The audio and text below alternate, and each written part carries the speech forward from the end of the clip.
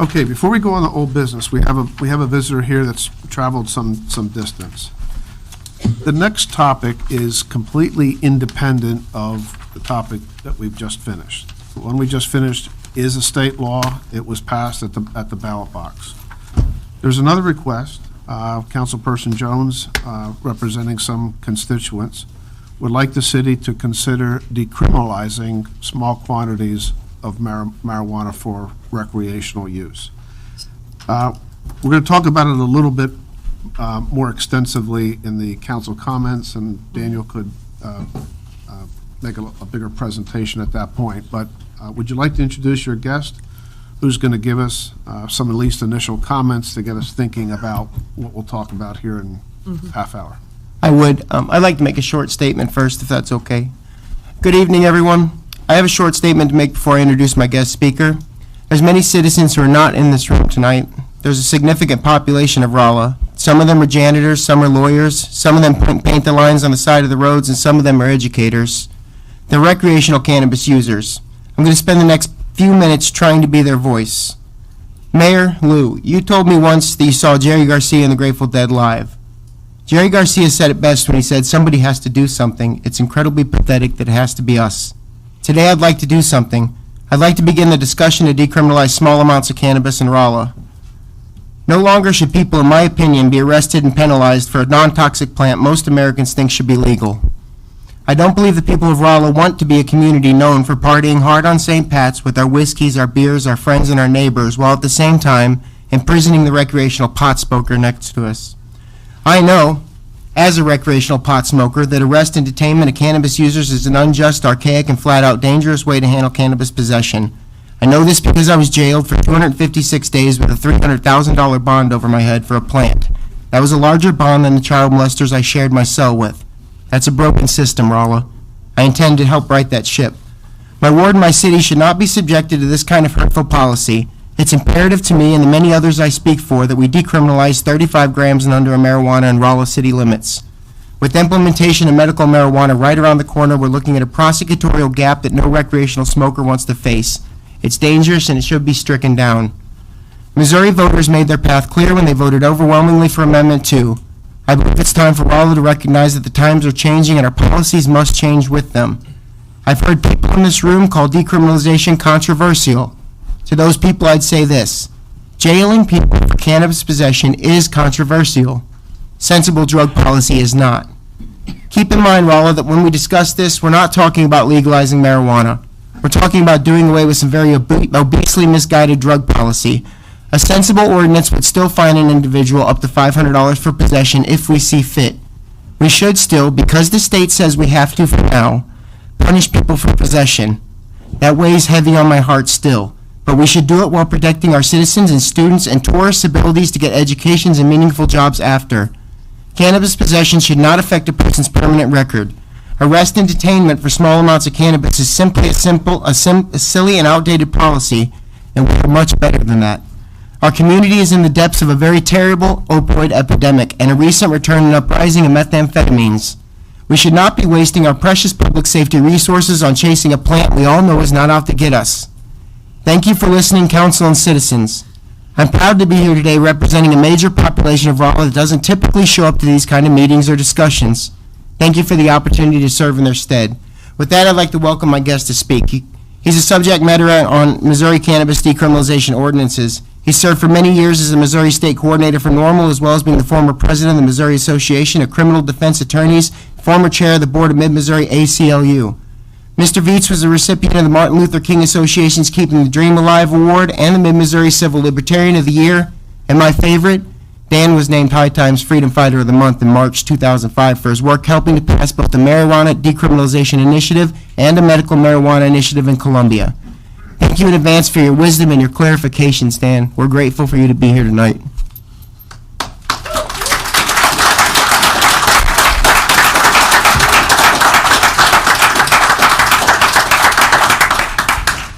Would you please state your name and address for the record? I'm sorry. Yes, I'm Dan Viets. I'm an attorney from Columbia. I've practiced law throughout the state of Missouri, including right here in Phelps County for about 33 years. And as Mr. Jones said, I've worked for an even longer period of time with a group called the National Organization for the Reform of Marijuana Laws. NORML chapters around the state of Missouri played a large role in the adoption of Amendment 2, which is now actually, of course, Article 14 of our Missouri State Constitution. I've also worked with New Approach Missouri, which is the group that drafted Article 14, the group that put it on the ballot, and the group that campaigned for its passage. And as Jack Cardetti pointed out, it didn't just pass, it passed big time. It passed with 66% of the vote, what most would call a landslide, far more votes than any other of the half dozen initiatives on that ballot, far more votes than any of the statewide candidates on that ballot. And although, Mr. Mayor, you're correct, it's a separate issue from decriminalization of adult use, there is obviously some connection, some relationship. And I suggest to you that part of that relationship is the fact that the attitudes of the American public are rapidly evolving on many issues that relate to marijuana in one way or another. I also chair the board of Missouri's other business organization, the Missouri Cannabis Industry Association, and I can tell you that we're actively involved in working with the Department of Health and Senior Services on the rules and regulations which are now being drafted, and as Jack said, will be announced in their final form by the 4th of June of this year. Opioids are a big part of the reason why we needed medical marijuana to be legalized. Everyone's aware of the fact that opioids are taking a tremendous toll in our society. The thousands of people have died in recent years from overdoses of opioid drugs. What is not nearly as well known is the fact that in the 33 states that have, the 32 at least, which have previously legalized medical marijuana access, there's been a dramatic reduction in death from opioid overdose. The best study that established this, the initial study that established this, was published in the Journal of the American Medical Association, Internal Medicine, in August of 2014.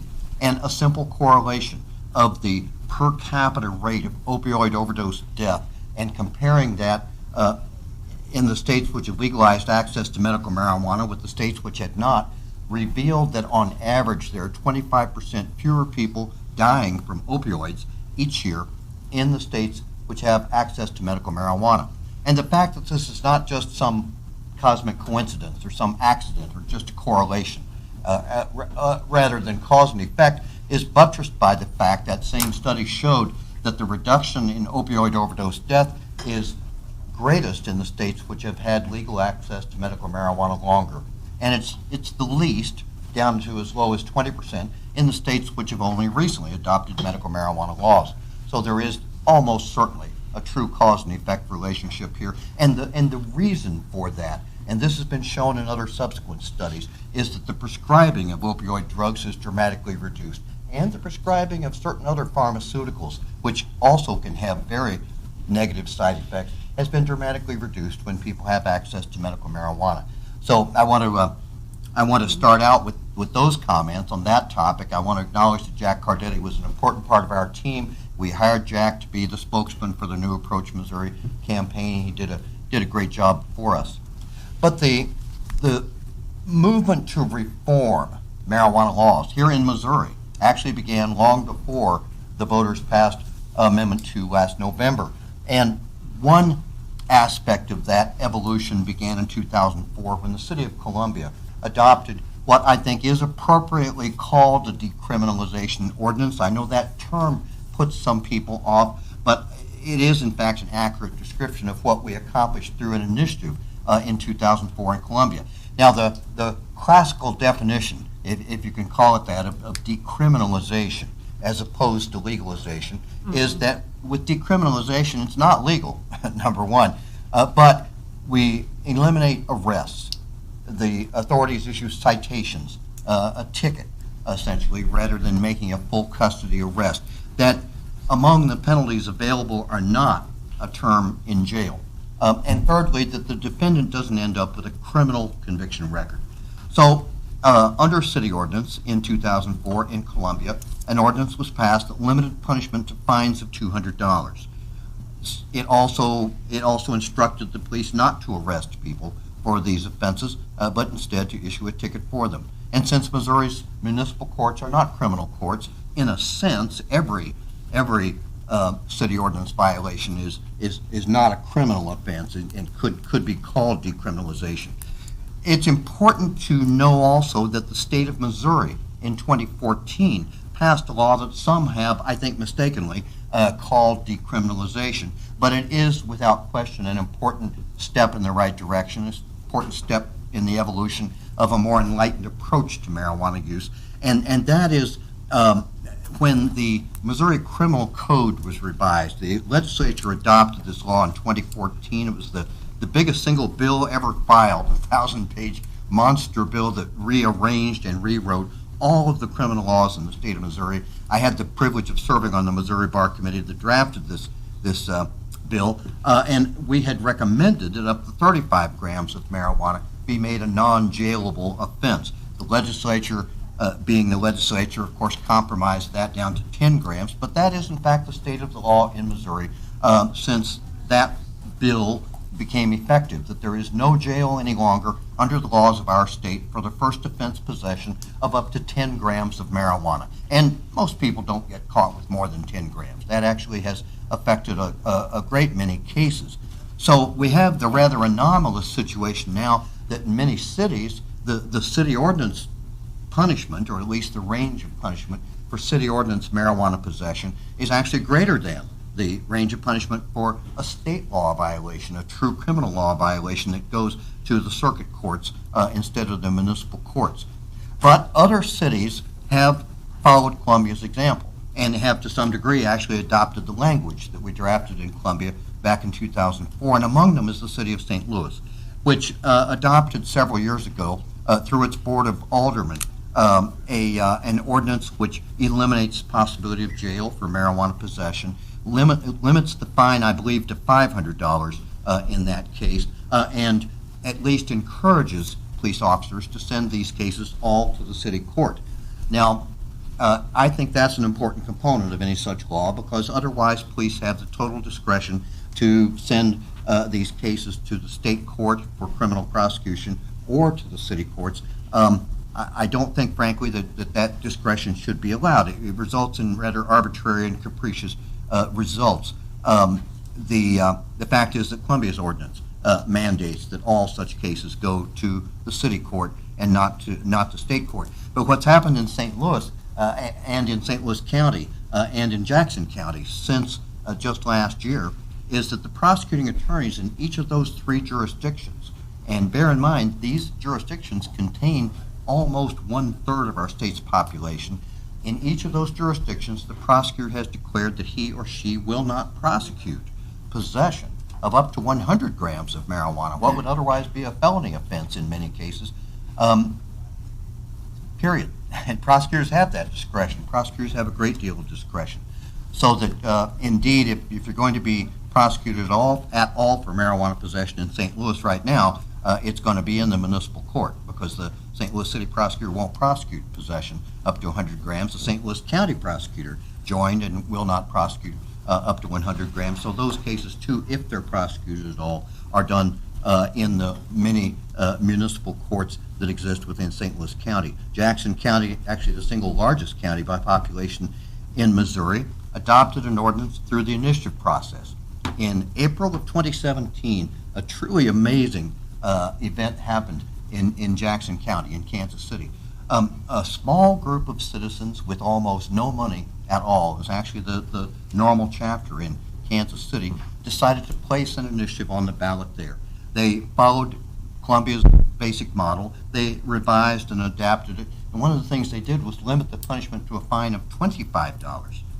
Now, they put this on the ballot in April, and in the wisdom of most conventional observers, progressive initiatives do best when there are more people voting. So presidential election ballots are when these things do better. That's when Columbia passed its ordinance on a presidential ballot in 2004. So when you put these on the ballot in an off year, like Amendment 2 was, or especially on a municipal ballot, an April ballot, you're really facing a tremendous handicap. There aren't nearly as many voters, and the ones who do vote every time tend to be older, more conservative, more wealthy. So I was frankly worried that that Kansas City ordinance wasn't going to pass. But, you know, I applauded the effort. I thought they deserved to win, of course. Well, they had the Kansas City Star against them. They had some council members who were former prosecutors against them. And when the votes were counted, 75% of the voters in a rather conservative turnout election endorsed reducing marijuana possession fines to $25 in our state's largest county. Now that was a pretty remarkable event. that was a breathtaking outcome. And the point of all this, again, is that there is a clear trend among the voters across our state to recognize that treating responsible adults who use marijuana responsibly like criminals is just not a good idea. It doesn't accomplish anything positive. The most often stated concern about reforming marijuana laws is that our young people will begin to smoke more marijuana. People imagine that young people refrain from using it because us adults say it's a bad thing to do. And I think if anything, the opposite is the case. A lot of young people figure if the adults say not to do it, that maybe it is a good thing to do.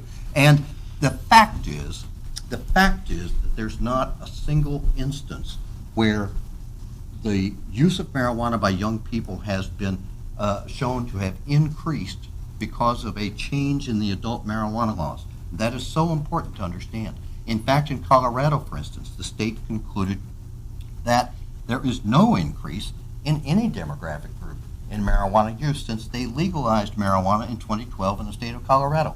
And that is so fundamentally important because no matter what harm we think comes from marijuana use, no matter what we think it causes, car wrecks or schizophrenia or all these other kind of reefer madness fears that people have, and some of them are reasonable. I don't mean to totally dismiss them, but the fact is, if there's no increase in use of marijuana, then none of these collateral evils are going to increase either. So that, it seems to me, is the single most important fact to understand about reforming the marijuana laws. If it's not going to increase use, then why not do it? In fact, why continue squandering tax money and ruining people's lives by prosecuting them if we're not reducing marijuana use? And that's what that fact means also. All of the things we do, all the prosecutions that we engage in, and the tax money we spend doesn't reduce marijuana use. So what possible good does it do? And I suggest nothing. I would be happy to answer any questions. And thank you for your time. I'd ask, certainly take some questions, but again, this is not a public hearing. There'll be a time and place for a longer discussion if council chooses to proceed. So, Daniel? I just wanted to reiterate real quick that basically the definition of decriminalizing cannabis in this area would be no jail, correct? Mm-hmm. No arrest, no detainment, no conviction. No criminal conviction record yet. So no jail, no arrest, no criminal conviction. That's what we're looking at here for decriminalization. Okay. And I just wanted to clarify, is that for first offenses only or any number? Under state law, it's first offense only. Under Columbia's ordinance, there's no limit. Okay. And I don't think the other cities have limited the application. I know Kansas City didn't. Okay. Rachel? I just had a quick question, because thinking about the comparison between the different cities, right? Like if Rolla is a third-class city, like does that change what we can do versus say, like, because St. Louis is a charter city, right? And I don't know about Columbia. Columbia is. And I don't know is the short answer. Okay. I don't want to speculate. I suspect Mr. Thurman here might know the answer to that question, but there are significant restrictions from what a third-class city can do versus a charter city. Okay. Charter city can basically set up their own form of government. I would have to look at, there are going to be issues with any possibility of decriminalization. One of the things that I heard Mr. Viets say is that they passed as part of it in St. Louis City that all marijuana cases have to go through municipal court. in Columbia. Well, you said St. Louis as well, and part of that was because the prosecuting attorney said that he's not going to pursue anything less than 100 grams. I want you to understand, nothing that this body does can change what the elected Phelps County Prosecuting Attorney does. If he decides that he will prosecute those cases, and a police officer sends a case over to Phelps County, our ordinance isn't going to prevent that person from being prosecuted. That's a concern, and I just want to point that out because that is a significant distinction. Unless we have heard from the county prosecuting attorney that he's on board with this, I think that's a conversation that needs to take place with this board before moving forward. Because if you don't get him on board, whatever we do here may not have the impact that you're wanting it to. Well, Lance, I may have misspoken. I'm not sure St. Louis did include that provision. Okay. I want to make sure I go on record saying I'm not sure they did. Columbia did for sure. But here's the way I look at that issue. I mean, some people in Columbia wanted to argue that Columbia didn't have the right to tell its police force what to do either. But you know, the police department is just like the water and light department, just like the, all the other departments of state government. They work for this council. They work for the people of this city. And the city police department of Columbia follows our ordinance. Now, I will acknowledge that highway patrolmen, when they are in the city of Columbia, at least at this point, still send their cases to state court, as do Boone County Sheriff's deputies. When they're operating within the city limits, they still do that. Our ordinance actually says when any law enforcement officer suspects an individual of possession. But I'll acknowledge those two agencies are not following the ordinance. The city police department, which makes about 80% of the arrests, does follow it. And again, what I'm pointing out, you can pass the ordinance. If the officer sends it over, you have the choice you can fire him for insubordination if you want to try, but that doesn't prevent the prosecutor, once he receives the report, from filing the charge. I defer to you as a former prosecutor on that point. The prosecutor has absolute authority to file charges or not file charges. What I would encourage this body to do is, again, talking about those other 3 metropolitan areas where the elected prosecuting attorney made that statement. If you're not going to bring him into this conversation, you're not going to afford the citizens that you're talking about protecting any protection unless he's on board with that as well. So if that is an essential part of what you're trying to do, you need to have that conversation with him as well.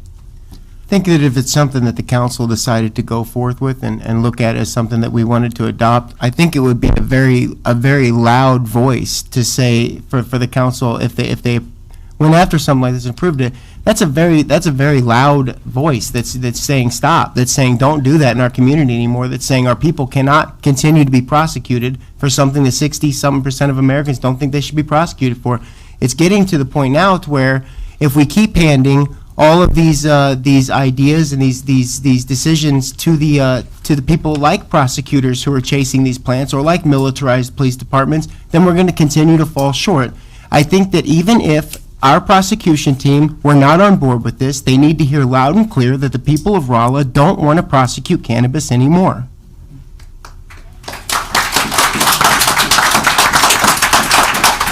Okay, so we went well over to 3-4 minutes. Council will discuss this on the back end of this later tonight on how you want to proceed. Thank you, and if they choose to proceed, I'm sure we'll ask you back for Thank you, sir. a more formal presentation. Have a good evening. Thank you, Mr. Viets. Moving on.